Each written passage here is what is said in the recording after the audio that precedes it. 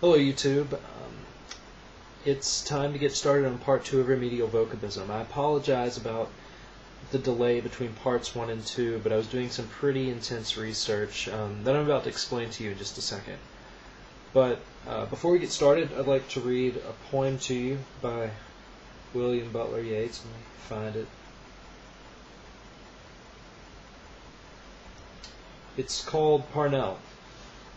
Parnell came down the road. He said to a cheering man, "Ireland shall get her freedom, and you still break stone."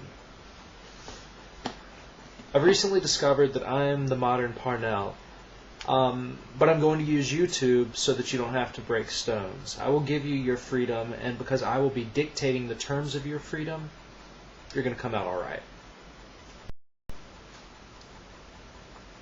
If you're not intimately familiar with Tchaikovsky's 6th Symphony and Beethoven's 9th Symphony, there's really no point in continuing. Just quit.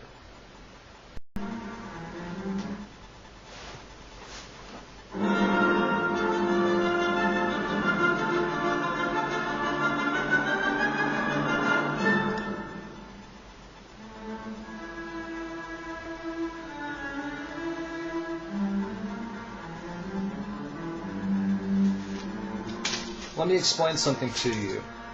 What I've done is I've taken the 2 symphonies, one by Tchaikovsky, one by Beethoven, and I've condensed Beethoven's movements until they're the same length as the movements of Tchaikovsky. Then I've graphed the intensity of the music throughout the movement, and I've superimposed them. So, here's what we end up with. Okay, this is the first movement. You'll notice a spike at the beginning of Tchaikovsky's, and then he travels along on the high plane while Beethoven takes a low approach. Moving on, both the low approach, it doesn't appear to be important, but it really is. You'll find out in just a second. Another low approach in the 3rd movement, and the 4th movement, Beethoven's 4th movement, which is playing right now. This spike right here is the last breath in a dying heart. It's the last gasp for life that Tchaikovsky had before he died. As you can see, his symphony ends in despair. But Beethoven takes this high approach. Famous adaptation to Ode to Joy. So what do we have? This is what I've come up with. After listening to these 2 symphonies and putting them together, I got the F from the 1st movement, a blank, and an A. But notice the A also looks very similar to a mountain.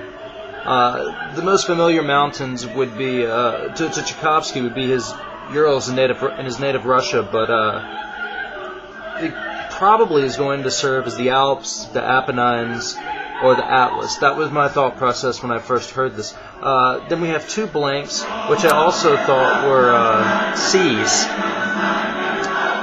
Francine is, of course, what's associated with the F. But to really understand what's going on with this, I thought that I had to look deeper into the life of Tchaikovsky. And I did find many things, and that's where I'll pick up next time. So just keep this in mind. We've got some possible geographical features and a possible word up top, as well as words coming down. Just consider this, see if you can come up with anything good, see if you can come up with what I came up with. Leave a comment below if if you want to show what you're capable of. I've got the answer. See how you can do. Well, YouTube, until next time.